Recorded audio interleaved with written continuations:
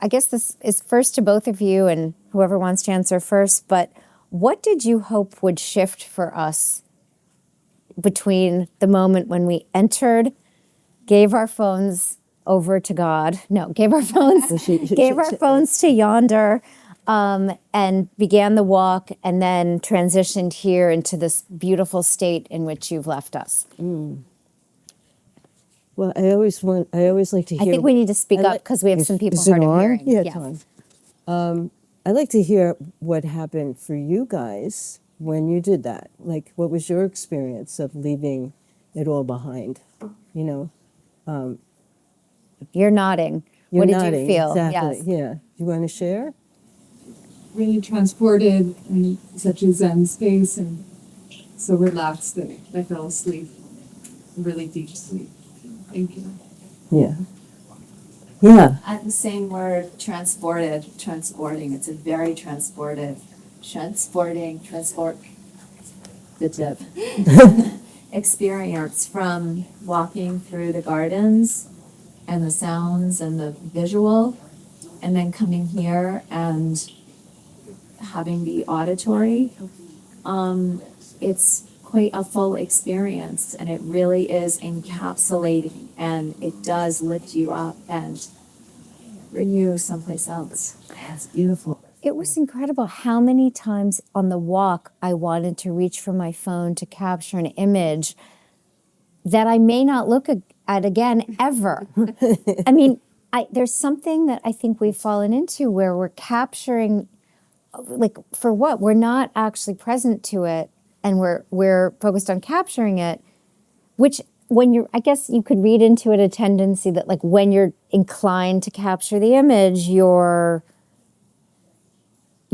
appreciating its beauty, and so it's not a negative thing. But when I wasn't able to do that, it forced me to, like, reconsider other ways of experiencing it. I don't know. What, Rachel, what's your... I think you Yeah. had, I mean, it's so hard. I mean, when you're saying about asking other people, so for me, I just don't know. I find myself sort of like, I'm not breathing. When I'm looking at my phone, I'm holding my breath. I don't know, has anybody had this experience before? Like, I just realized it that the other day I was like, like I wasn't breathing. And I said, well, if this is happening to me, it must be happening to other people. And that's like, I'm an observer of like humans and my own behavior, and that's kind of gives me my ideas for my work. And so I know what you're talking about, Laura. I luckily with the show, I've gotten a chance to talk to a lot of people, and a woman did say to me, she said, I've taken so many pictures, and she goes, I've never looked at them again. But, you know, you do want to capture that. There are so many beautiful things about having the phone and being able to capture the moment, but there's this other side, so it's that battle we kind of have to. But it's so interesting because it's like what you're trying to capture with the phone versus actually having an experience that is memorable. They're very different sort of... It's not as alive. Yeah, it's what? It's not as alive. Yeah, it's not as alive. Or like, you can remember photograph. I don't know. There's something that it steals from something in a way. I agree. I mean, yes, it preserves something in a way, but Yeah. So Adriana, what did you hope people would shift? What tends to shift? You've worked with people for 30 years. Yeah, no, what tends to happen when people are doing this kind of work? What have you seen and observed, and how's that changed with technology? So, for me, two things. One thing, when you're talking about this subject, I wore glasses when I was 4 years old, and I remember when I would eat, if I looked at my plate of food, if I took the glasses off, the food was more alive. And that was like really young, but it's the same with the camera. Like, it's like the phone, it's like in front of us, interrupting. It's like interrupting.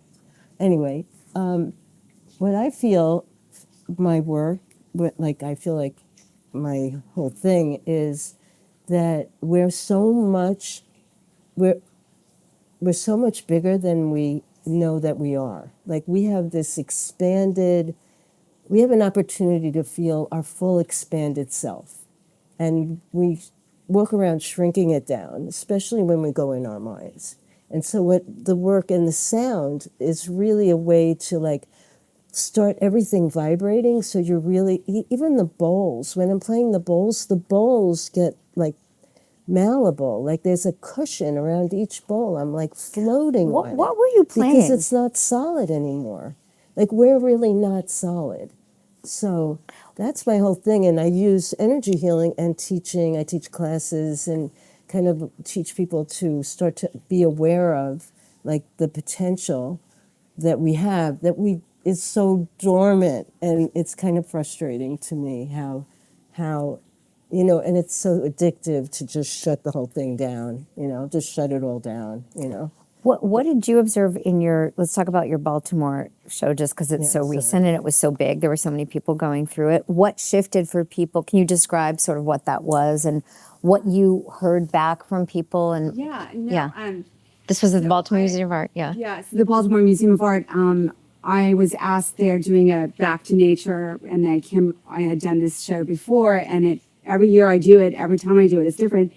I built a forest in a building, and then I asked people to lock up their phones, and they're given 5 minutes to lock up their phones. And how do you feel when you go into a forest at night and you're given a lantern and there are bugs inside and real trees and the smell? And how do you feel? What is the feeling that you get afterwards? And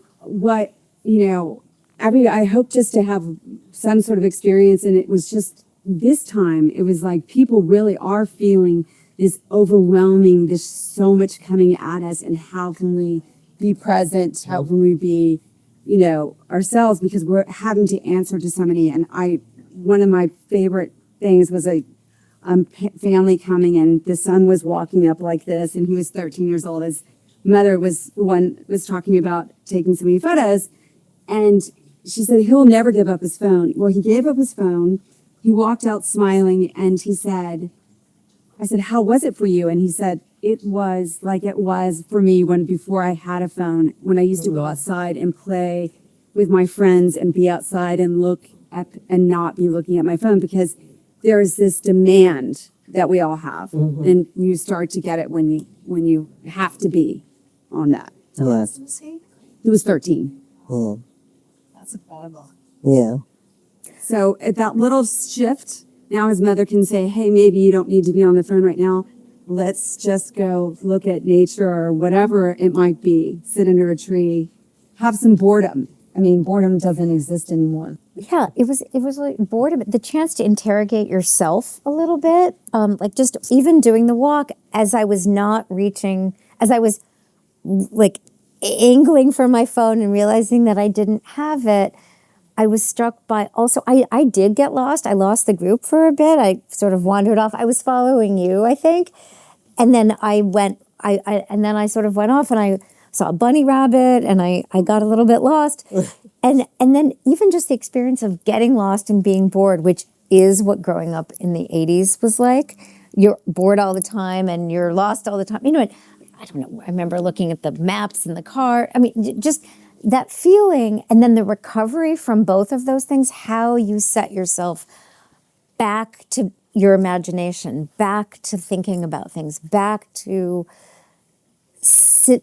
a stimulation that comes from within and that comes from how you engage with the world. It's so hard to do that. Yeah. It's so hard to do that. So you've been, I know Rachel's work rather well, and I know that over a decade ago, before AI, before children were routinely, given cell phones and so forth, you've been working with the idea, both in installation and in photography, of digital addiction and the disconnections that technology can create. I know you brought books which have some of your previous work in them, but can you talk through, particularly there's an installation I remember with the family at the dinner table, what that was and how, even since then, what's changed and how you think about all this. I did a table with a couple, and it's a universal language. We all know what that is with texting things, that somebody's taking a selfie, and no matter where you go in the world, and I even did it in China. And so this is 2014, and we think it's just a U.S. problem that here, this is 2014, and it was the addiction was going on there. And I sort of noticed that like people were talking to each other, but it is a universal language, the sounds. Anyway, so I had 2 monitors, and then It was a dinner table with, instead of 2 Yes. people, it there was, it was a beautiful table set, and then 2 people, one on either side, and they were on their phones instead of talking to each other, or were they talking to each other through their phones? So, and at that time in 2012, people were like, "Oh, is that really happening? I don't think so." And I was like, "Oh, I think it is." So yeah, people put their phone on the table. now There's we're used to Yeah. it. Now it's normal for Yeah. us to see that, and kids to hang out all together in a couch or like and just be on their phones, talking to each other. But I do think the pendulum's swinging. You do because Yeah. tell me more about that. We've already seen the YONDR pouches are going into schools. I mean, I don't know. Do you all see like? Yes, Ashley? our kids went to boarding schools, and the difference between when they were in boarding school and now at their particular school, they don't let any cell phones from 8 a.m. to 8 p.m. Yeah. So no one's allowed to bring out cell phones. So the quad is actually kids hanging out, talking to each other versus what it was before. I mean, I actually went to Jack White's recent performance in I guess it was in Brooklyn, and all of his performances are tone free. So everybody has good, but I mean even not massive audiences, and everybody is able to access like pleased experience. I think people are realizing that community is what people really need in their lives. Yeah. That sure. connection to each other. Yeah. And back I think New York State, I think we're not going to have phones in schools. I think that's going to be the law. But it's also like in the intimate spaces. So what was arresting about that piece, and then you also had these photographs of couples in bed, kind of sexy young couples, but instead of looking at each other and engaging in romance, they were bathed in the glow of digital screen, the blue light, which is sort of. So that was called foreplay. So in this 2014, and people would come in and say, "Oh, that's me," and like it wasn't everybody else in the world having the same issue. It's a wonderful thing. Technology, it keeps me, connected, but also keeps us disconnected. I had asked you both about what you've been reading in these areas, and you each had a book to recommend people who, a book and a story. Tell me if people want to take their interest in nature deficit disorder, which is the title of both this event and your recent exhibition, if they want to take it further, what do you? Oh, nature deficit disorder, just shift what I was saying before. Can you speak up just a little? I love, I would look at videos or documentaries of Andy Goldsworthy. Oh, yeah. He's amazing. And Do people know that artist? Do you know that Everyone knows Andy Goldsworthy? Goldsworthy. He's still alive. He's in England, and he could pick like the rocks or the leaves of the tree and make mandalas out of them, but they're temporary. But He makes gorgeous. ephemeral land art. But beautiful, like just incredibly beautiful. I would recommend that. That's like he's living in nature and creating from what's around, nothing else. There's like an incredible sense of incredible. presence. Yeah. He's well known here for this the enormous low stone wall that's at Storm King Sculpture Center, Sculpture Park, whatever. Yeah, he's just incredible. But you had mentioned Barbara Brennan. Yeah, as Barbara people Brennan. are more interested People are interested in the work that I do, and kind of expanding your awareness of your energy body. I would recommend Barbara Brennan's Hands of Light.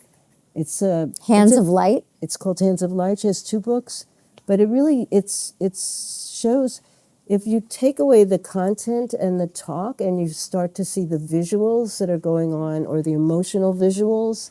We feel like anger, we can feel sadness, but you can actually see it and then start to drop the content or drop the argument and just see the emotional body or the energy body. It makes a big difference. It gets less because we all have the same. We're all having the same kinds of reactions in different settings, right? We all feel anger or frustrated, and it has a certain quality and flavor, and you can get to be more aware of that. That's what I would say. Have you encountered resistance in your practice or when you do these public events, people who really have a hard time giving up their phone or really have a hard time relaxing into what you're offering? You know what I find in my practice is that I feel people have a hard time giving up their minds.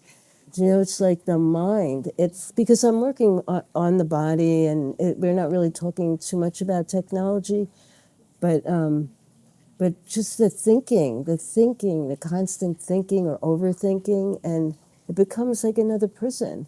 You know. Have you found resistance to some of what you... I used to find resistance, but I'm not finding anymore. That's Yeah, what I'm not saying. finding It's changing, yeah. I think the pendulum. Yeah, I like agree Ashley's with saying, you. Yeah, I feel that too. I think more and more people are seeking out alternative ways because of that, because of moving away from that like constant. Precious. Yeah, and it's Yeah. very literal. The Yeah. phone is very literal, you know. Even And then- if you have a great moving tiny video, it's still literal. And then you mentioned a short story that I now desperately want to read. I'm a huge E.M. Forster fan, but I had not read this 1909 short story called "The Machine Stops," which I found a little paragraph about it which I can read. But do you want to explain first? So it's about this big, and Dr. Samantha Boardman is the one that told me to read it. And I said, okay. So I got the book, and I was reading it on the train. And as I was reading it on the train, I was like, holy, excuse me, shit. But, this was a sci-fi book, and it was really, Describing life today. Life today. 1909. So written. So Pretty crazy. here's the description. It predicts modern digital life. It's a society, again, 1909, reliant on a global network for instant messaging, video chats, and automated deliveries.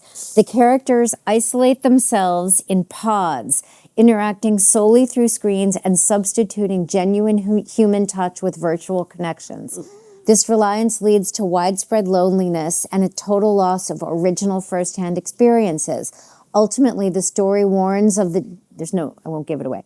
I think I may have read it in college, but I would like to reread it. Ultimately, the story warns of the dangers of algorithmic worship and total systemic dependence as humanity becomes entirely helpless when the technology they no longer understand begins to break down and control them. I mean, it's I know, 1909. And so Samantha had seen the work I was doing. She goes, Rachel, have you read this book? And I said, no. And I was like, and then I read that book. So it's like, what's the name of it? It's a short story. It's by E.M. Forster, who wrote Howard's End. It's called The Machine Stops. The Machine Stops.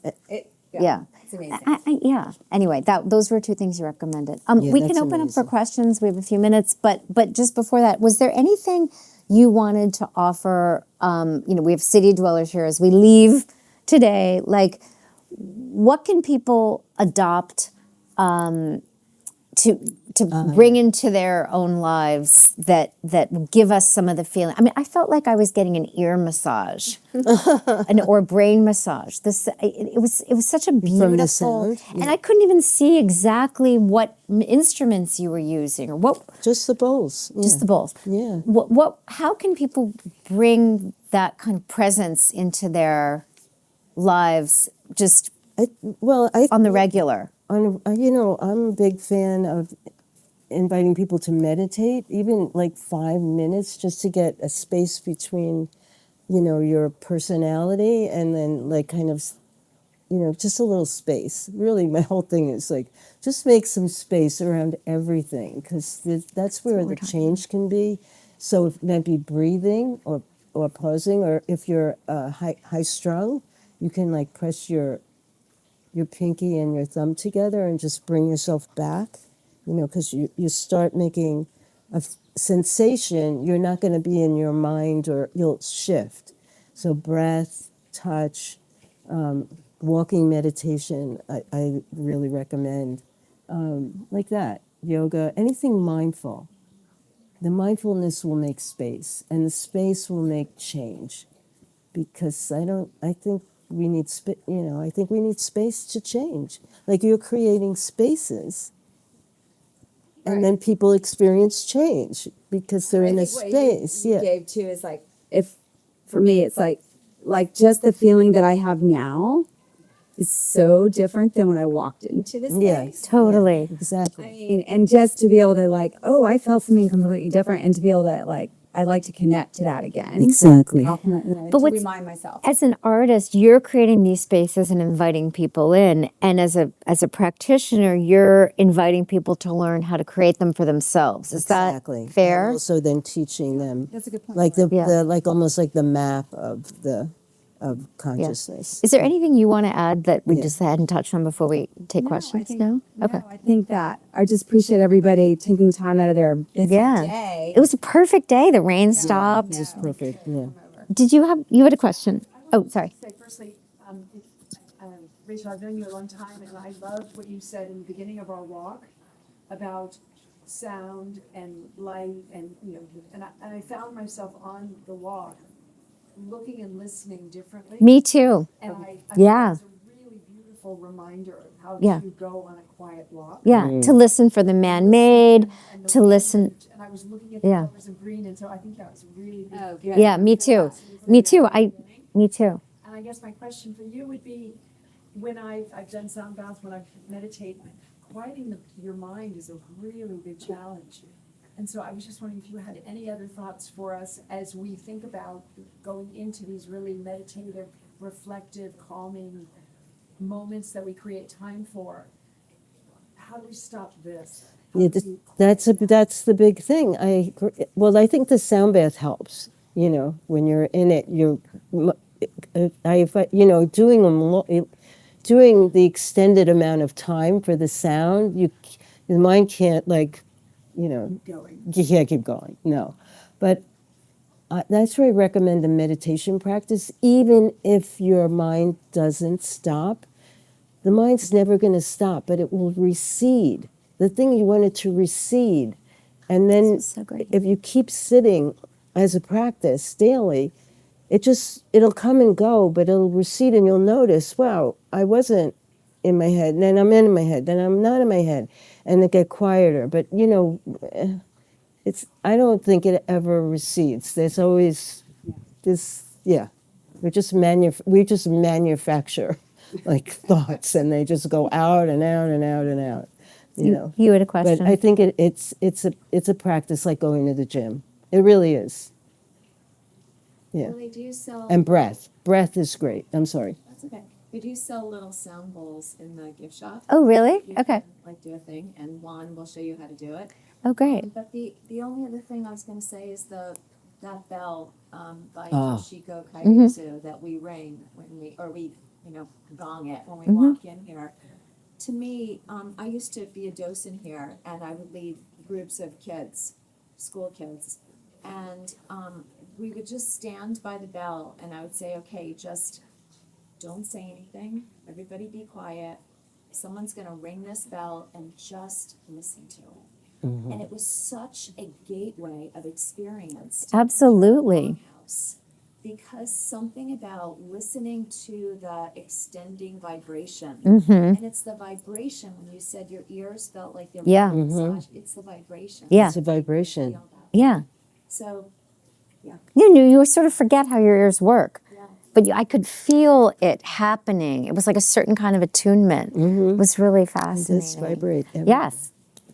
Can you share with us a childhood memory where in a time when you didn't have a cell phone, you didn't have a computer, where you felt connected to the world around you? You're asking me? Both of you.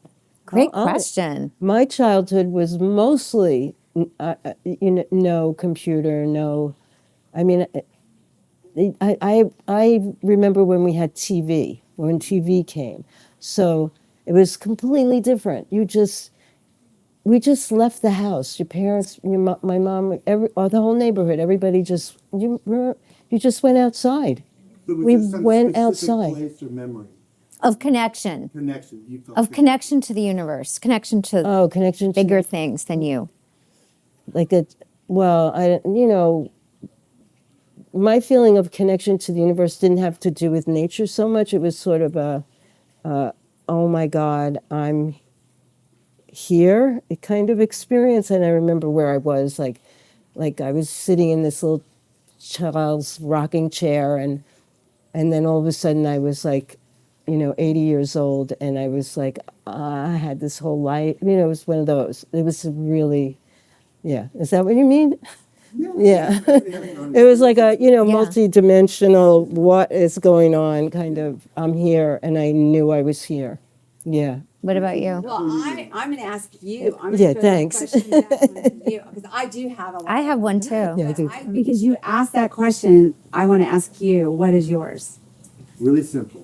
Before phones, before computers, I lived on the beach. I remember being 9 years old on a hot day, laying on my back and feeling the hot, warm sand went through my body, and the wind going across my face and the sound of the ocean. And I lost myself. Oh, I said that was the place I'd love to be. beautiful. Yeah, yeah, Go ahead. yeah. Rachel. Oh, mine? I would say I have those same, like on the beach like that, and the sound of the wave. And in fact, I do a lot of trauma therapy lately, and that is one of the things that you tap in as being like a thing, and it is like being on the water, the smell, the sand, and the breeze, and the smell and the color. So I tap that in. So yeah. I mean, as a child as well, too. Seeing the sun's rays through your clothes. Yes. Or putting a piece of fabric over your head and the light coming through. Yeah. And the shadows. Yeah. Do you think young people experience that nowadays? I do. I think they like my kids. We were on vacation, and I thought for family dinner, just ask them what their some spiritual experience, and the kids, they all said surfing. They were surfing and being on the waves, like being out on the board, was their connection, and I was. Yeah. Yeah, the okay, same? let's ask Yeah. you. Right? Looking for some. Especially here. How old are you? Tell us. I'm 12. Okay, we have another 12-year-old here, still asleep. So, Rachel, why don't you No. Yeah. So tell us? Can you tell us, would you want to share an experience for yourself that? I feel really connected to nature when I go to the bay or the beach and go on walks with like the mom. Nice. A lot of nature. We've always spent time in nature. Though. It was very close to the way that I grew up, where we don't take it for granted. Yeah. But I don't know that everybody has that experience. Yeah. Yeah. Being Easton College. There's a forcefulness. Should I wrap it up? Yeah. Trails. Any other questions? Thank you so much, Adriana and Rachel. Thank you. So great for doing this. Wouldn't Thank work you. Unless we had It was community just here. a total that's really treat. good. Thank you. Thank you. Thanks. Thank you.